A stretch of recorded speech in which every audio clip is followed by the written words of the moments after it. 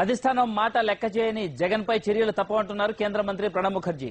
రాష్ట్ర కాంగ్రెస్ సీనియర్లు జగన్ పై కత్తిగట్టారని కొందరు నాయకులు ఆరోపిస్తున్నారు. ఇదిలా ఉంటే జగన్ గవర్నర్ ను కలిసి నిన్న జరిగిన సంఘటనలను వివరిస్తే కేవీపీ రామచంద్రరావు రాష్ట్ర వ్యవహారాల ఇన్ఛార్జ్ వీరప్ప మొయిలీని కలిశారు.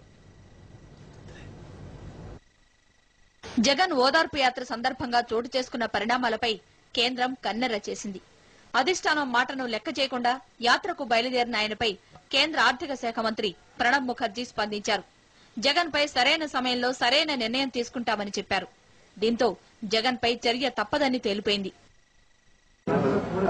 Respond to the suggestions of the Congress party and he should stop his yatra without any delay. మరోవైపు వైఎస్ జగన్ ఇవాళ రాష్ట్ర గవర్నర్ ను కలిశారు. నిన్న జరిగిన సంఘటనలపై తప్పుడు నివేదికలు వెళ్లే అవకాశం ఉండడంతో ఆయన గవర్నర్ తో గంట సేపు సమావేశమయ్యారు. జరిగిన పరిణామాలకు తన బాధ్యత లేదని వివరించినట్టు తెలుస్తోంది.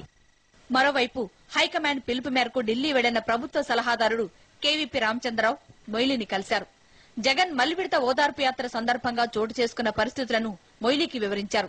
వద్దన్న యాత్రకు వెళ్లడం పట్ల సీరియస్ గా ఉన్న అధిష్టానం మొయిలీ ఇచ్చిన నివేదిక ఆధారంగా జగన్ పై చర్య తీసుకునే అవకాశాలున్నాయి.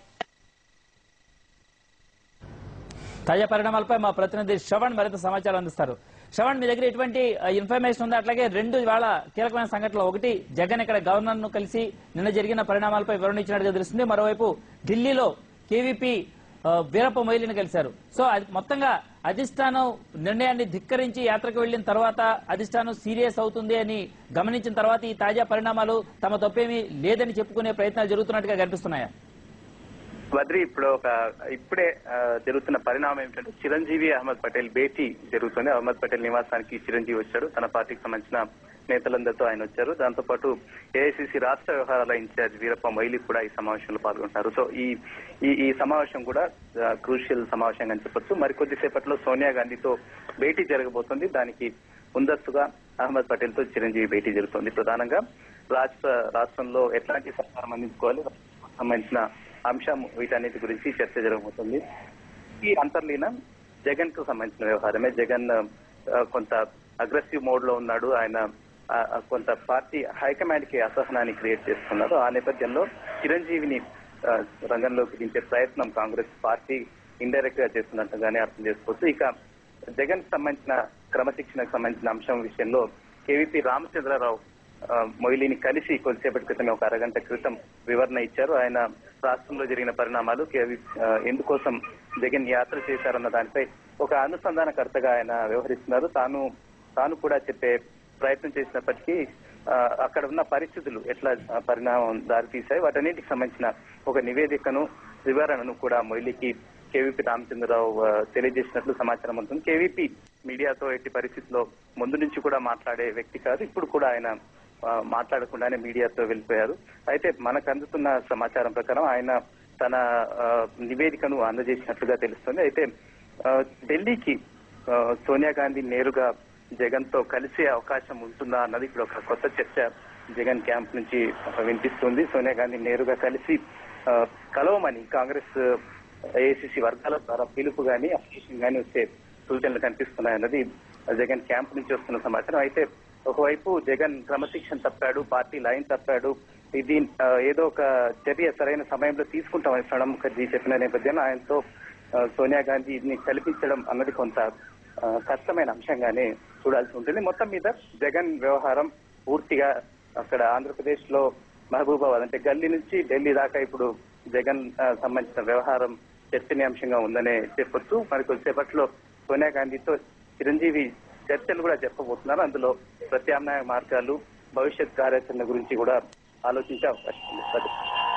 సో అట్లాగే అంటే ఈ లింక్ చేసి చూస్తున్నట్టు ఈ పరిణామాలను లింక్ చేస్తున్నప్పుడు ఒక పక్క జగన్ పై చర్య తీసుకునే అవకాశం ఉంది సరైన సమయంలోనే సాక్షాత్తు ప్రణబ్ ముఖర్జీ చెప్పిన క్రమం మనం చూస్తున్నాం. మరోవైపు సోనియా గాంధీ నుంచే ఫోన్ వచ్చింది చిరంజీవికి, ఢిల్లీ అత్యవసరంగా బయలుదేరి వెళ్లారన్న వార్తలు కూడా వస్తున్న నేపథ్యంలో ఇంతకుముందు మీరు చెప్పినట్టుగా జగన్ కి చెక్ పెట్టే ప్రయత్నం చిరంజీవి ద్వారా చేస్తున్నారు అనుకోవచ్చా? అయితే చిరంజీవి చెప్పడం ఏంటంటే ఇది ఎన్ని ఉట్టి మాటలు, అందులో అలాంటి ఉద్దేశం లేదు అని ఓ పక్క చిరంజీవి చెప్తున్నారు. ఏ రకంగా చూడాల్సి ఉంటుంది ఈ రెండు సంఘటనల్ని, రెండు పరిణామాలని? జగన్ సంబంధించి ఒక కాంగ్రెస్ హైకమాండ్ ఇప్పుడే జగన్ ను కూడా తీసుకొని అహ్మద్ పటేల్ తన వాహనంలో సోనియా గాంధీ నివాసానికి బయలుదేరారు. తన వెహికల్లోనే కూర్చోబెట్టుకొని మరి ఆయన తీసుకువెళ్తున్నారు. సో కొంత